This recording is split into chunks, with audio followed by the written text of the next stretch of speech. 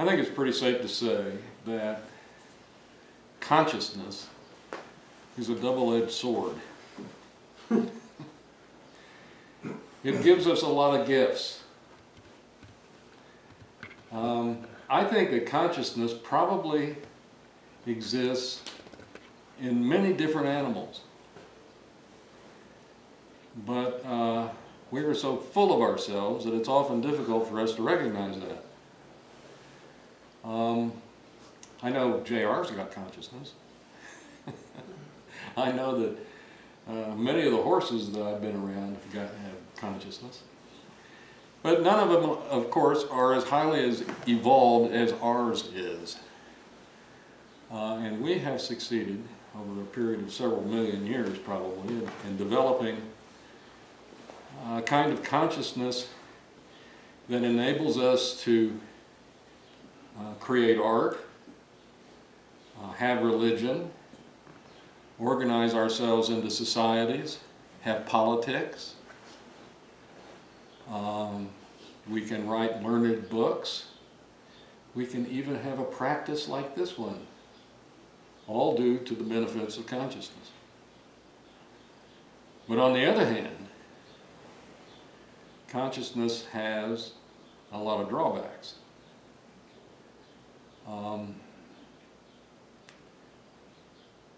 We Buddhists are very good at pointing these out. Some of them, like attachment and desire. We wouldn't have attachment and desire unless we had consciousness, or recognize it as attachment and desire. I don't think that we would have anxiety and depression if we didn't have consciousness.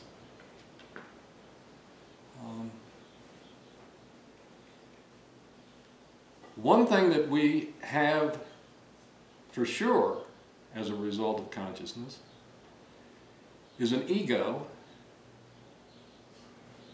and an inflated ego. And when I say inflated, I'm talking about the fact that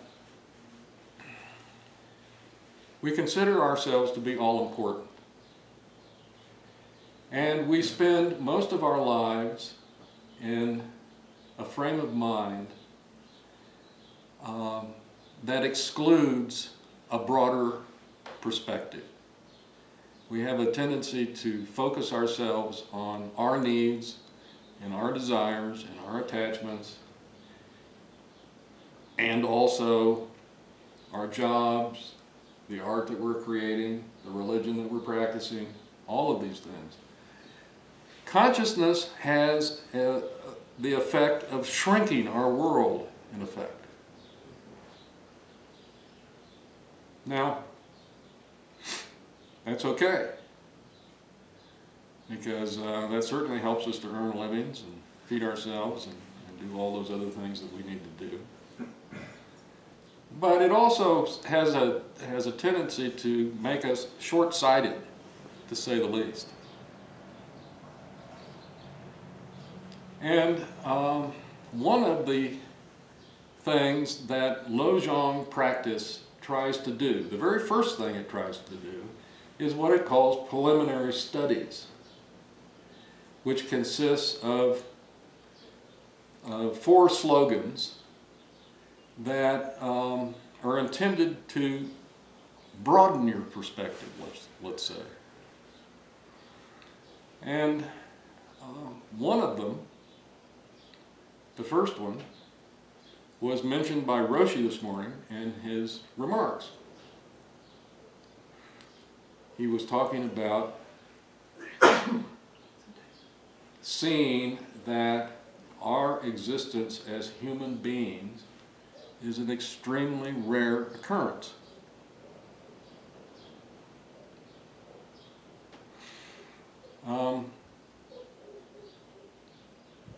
I want to try to answer the question right now of how rare is it? And I'm going to take a stab at this. It's very funny. I was reading a book by Alan Lightman, who is one of my favorite authors. He wrote this book many years ago, over 20 years ago, Einstein's Dreams. Does anybody know this book? This is a wonderful book. And if you haven't read it, I suggest you get a copy and do so. It's not a very long book, as you can see. But Alan Lightman is a very interesting man. He is a physicist, and has been for a long time, at MIT. But his uniqueness lies in the fact that he is a physicist who can write. And he has written several novels and several essays on physical science. And I had been reading one of these essays right before I had picked up this book on Lojong, who was and one of the essays in the book was talking about what he referred to as the gargantuan universe. He was trying to illustrate to the reader just how big this place is in which we find ourselves. And one of the things that he started talking about was the scarcity, not just of human life, but the scarcity of life, period.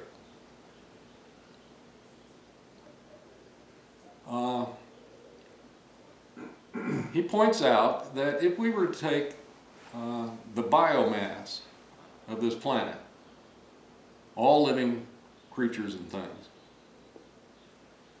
if we were to take that biomass and have it divided by the mass of the planet itself, the total mass of the planet,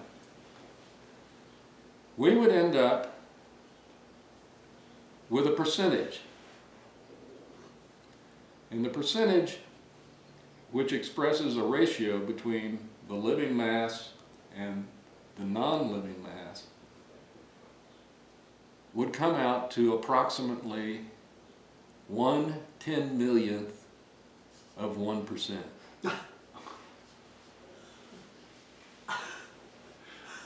That includes ants, right? That includes everything.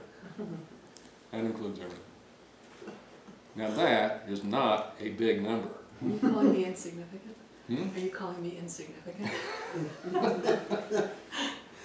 This is beyond insignificant. This is like almost non-existent. But he goes on and he talks about the universe in general, because that was the subject of his essay, and he said, you know, even if we took Carl Sagan's prediction about the billions and billions of galaxies and the possibility of life in this universe, even if we took his projections, his predictions, and divided that figure by the total mass of the universe, or what we suppose it to be, we would come out with a figure that was a millionth of a billionth of a percentage.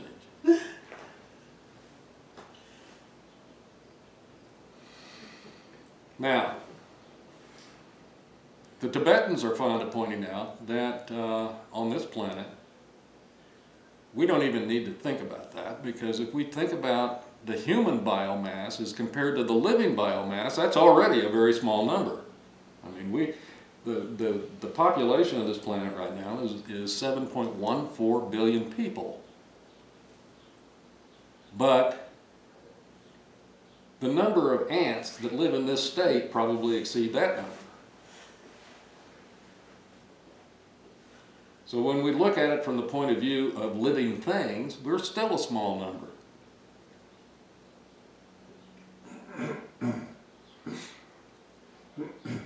What it boils down to is that in relative terms, our existence in this universe is probably the equivalent of a fingerprint left on an iced tea glass in this world. We aren't even pond scum. This goes way beyond that.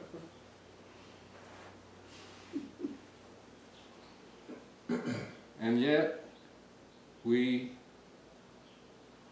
don't see that at all. We don't have that perspective. We don't carry that around with us. Of course, it would be impractical to do so, wouldn't it?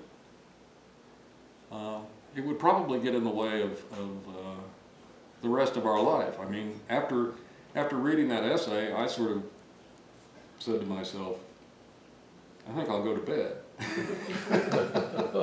What's the point? Well, there is a point. But that point needs to be ameliorated with this broader perspective in order for us to understand just how important we're not. Because we spend so much of our time thinking about how important we are.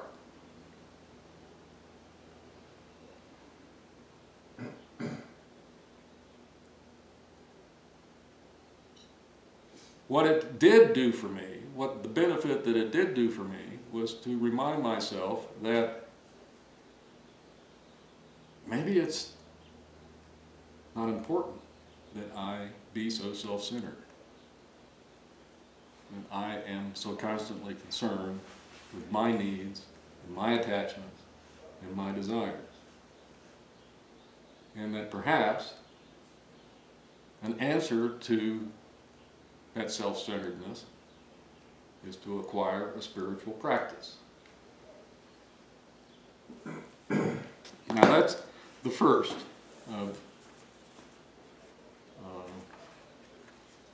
these 4 slogans on what they call the preliminary studies.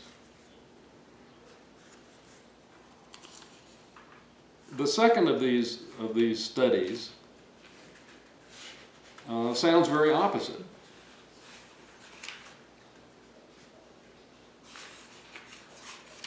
The second one is the infinite power of our actions.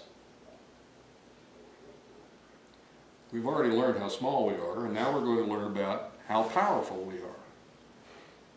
And I think that this is true. Because, you know, the power of our actions, in Buddhism this is called karma.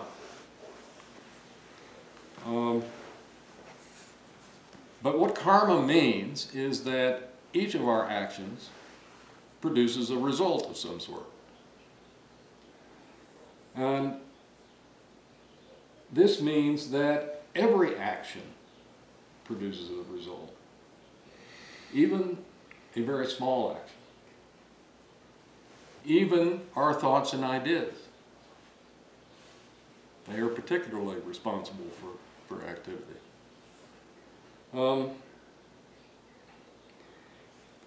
But even the smallest action has a large sphere of consequence.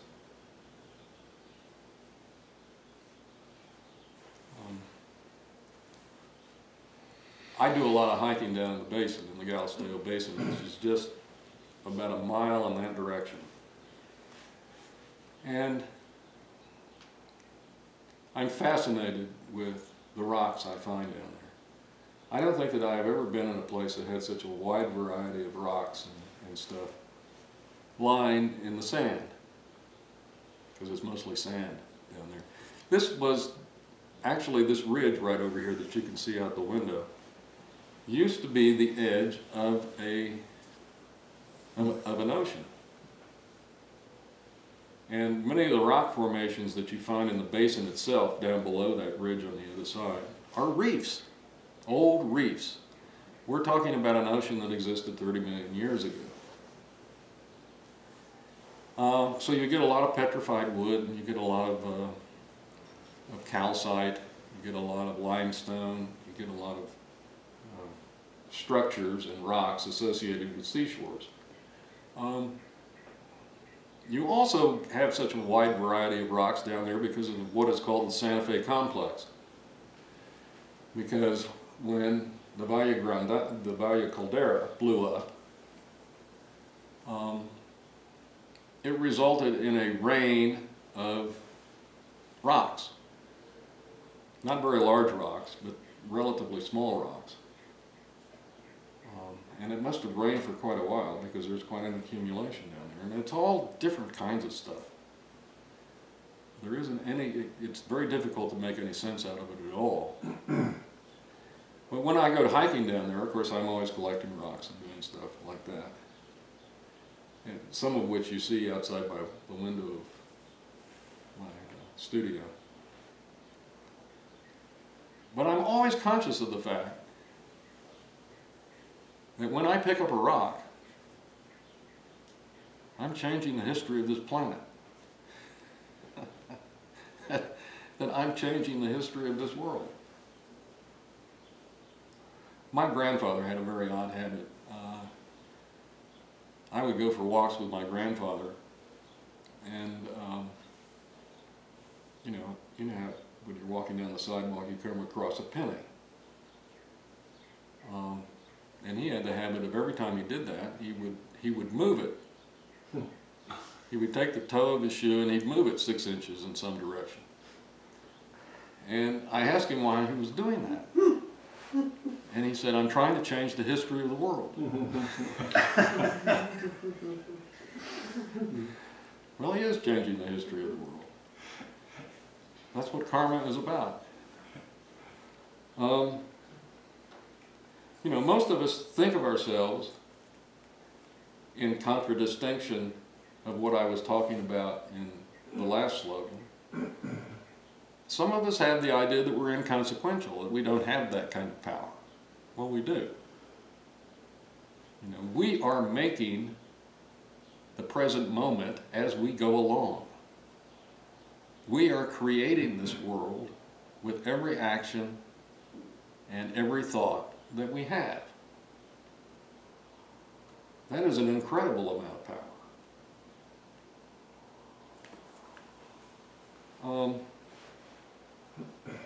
So all of us together are making the world.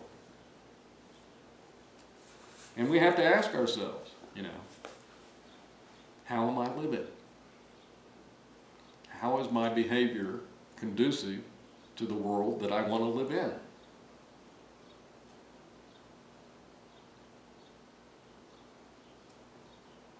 So this second slogan is also an impetus for spiritual practice.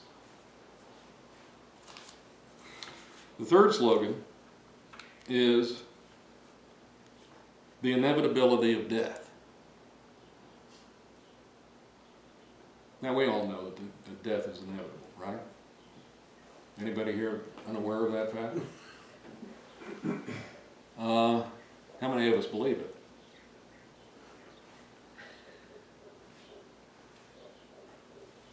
You know, I don't even believe it. Because there are periods, you know, I'll tell you, since I've had my diagnosis, I've had some interesting experiences with this.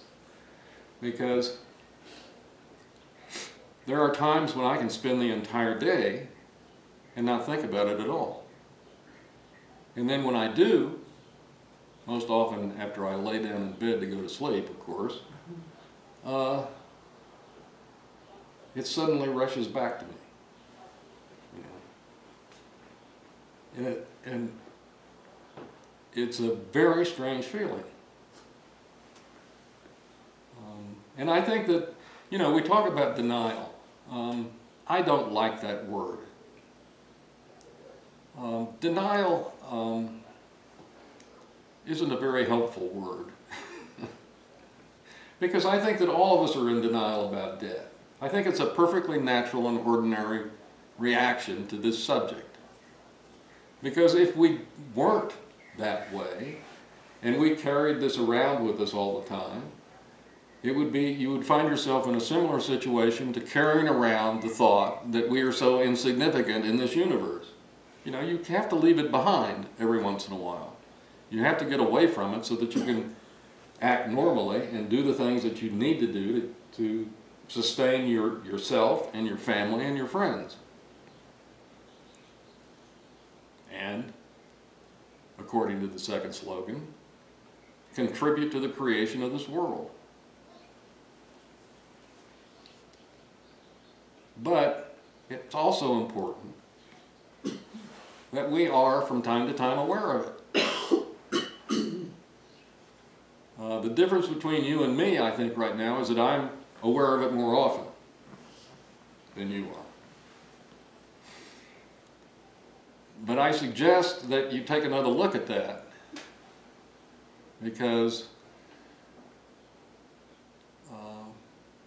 time passes quickly by.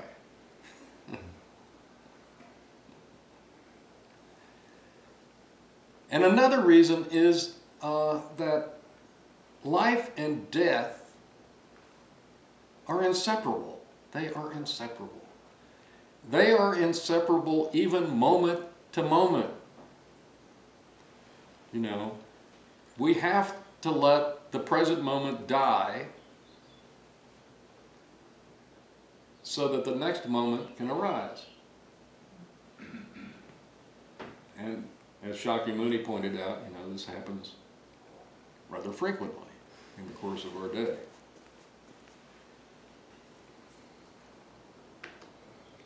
Of course, the time will come when there is no next moment.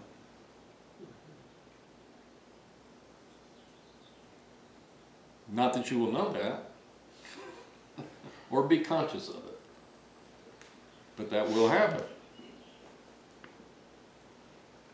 And you never know when it's going to come. Big assumption there. Are you sure? Yeah.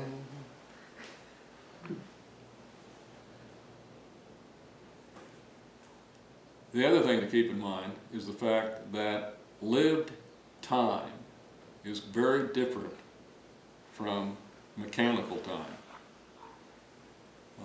And this is another subject that Alan Lightman talks about in relation to this book. He says, in this world there are two times. There is mechanical time and there is body time. The first is as rigid and metallic as a massive pendulum of iron that swings back and forth, back and forth, back and forth. The second squirms and wriggles like a bluefish in a bay. The first is unyielding, predetermined. The second makes up its mind as it goes along. And Norman Fisher talks about this also in his book on training and compassion.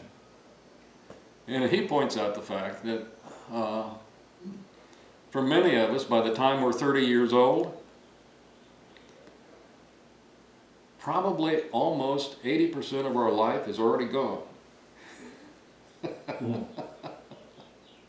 Because life, as it grows older, we have a tendency to speed up in time. So that, you know, when I was a kid, and I got out of elementary school at the end of May to enjoy my summer vacation, I mean, that was an endless summer. I just loved the summers then because they lasted, it was a long time, it lasted forever. Today, not so much. Hardly at all, as a matter of fact. So you may not think that it's breathing down your neck, but you'd be wrong, I think.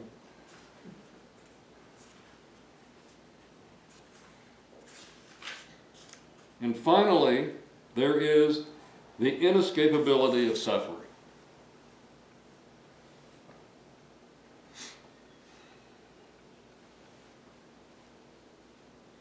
We all suffer. We all suffer. There are those, some even in other Buddhist traditions, who say that a good life is a life without regret.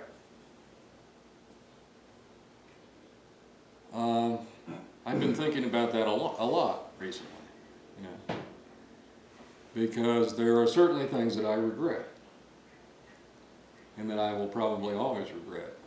Things that I haven't done, things that I have done, you know, all sorts of things.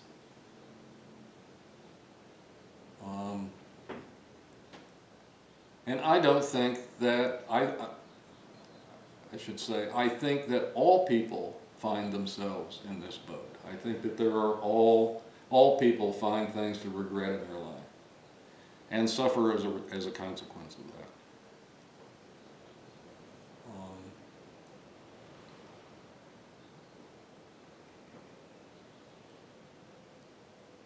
that's one way in which a spiritual practice can be very useful to me.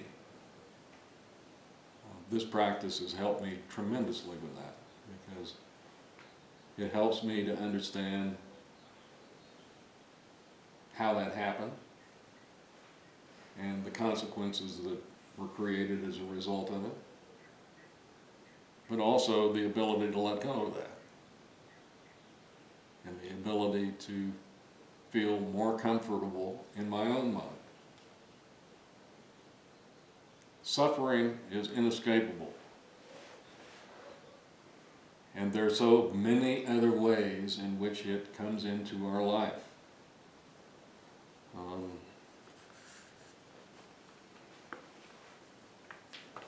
Old age is one of them, just the fact of old age. Setting aside the regret and everything else, I have found that growing old and being sick, as I have over the last 5 years,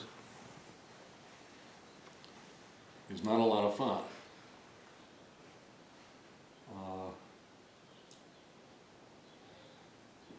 But I take great freedom in the fact that I can have a choice in how I regard that and how I deal with it. You know. One of the things that I have done, which I think is extremely valuable, is that I have chosen to have cancer.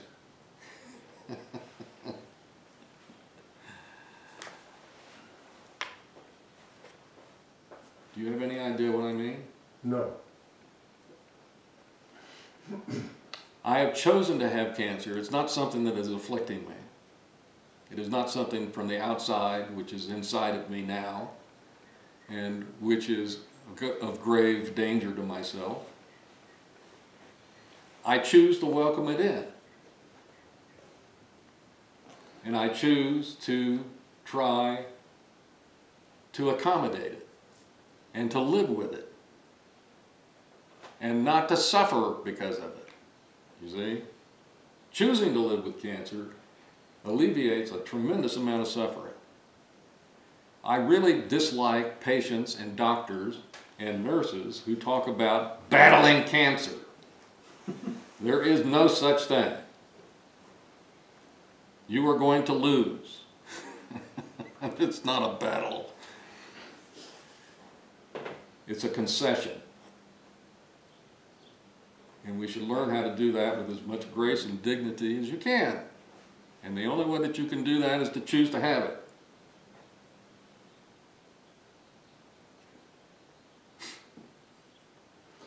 So when you're using the term choose, you're using it kind of equivalent to acceptance. Yes. I mean, I learned this from Genpo, actually. I mean, I really took to heart his teaching about choosing to be a human being. You know, of course, I'm already a human being. I mean, what does that mean? How do I choose to be a human being? Well, I think it's a very important choice, and I really, I feel sorry for people who have not or could not make that choice. You see? You know, I was a hospice worker for a long time, and I worked a lot with AIDS patients. And the reason I did that was because I was not afraid of bodily fluids. I grew up in a hospital, and I was used to, you know, rumbling around the insides of people a lot. And that, you need to have that sort of an attitude when you deal with AIDS patients, because that is a messy, messy disease. And the other reason that I dealt with AIDS patients was because they were so difficult. They were really, of all the hospice patients, they were the hardest to deal with. And the reason that is, I think, my theory is that they were young. They felt as if they had been victimized. They had a lot of work that they had not completed. And they were pissed off. You know? Do not allow yourself there. Don't go there. It's not pretty. It's not helpful. It's certainly not helpful to yourself. Make the choice. You see? Make the choice. I just would say that there is a difference between choosing and acceptance. Acceptance can be very passive. Choosing is an active process. Yeah. Yeah. I make that choice every day. I make that choice. I certainly make that choice before I go for chemo or for a treatment or for any of that other stuff. You know, I'm choosing to do this. That's what I have to say to myself.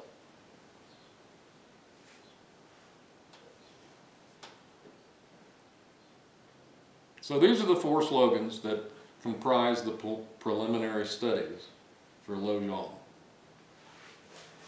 And I'm going to go ahead and talk about what further appears in this training. I think it's very helpful. And, it's certainly helpful to me right now at this stage of my life. And I think that you will find it to be the same for you. So, thank you.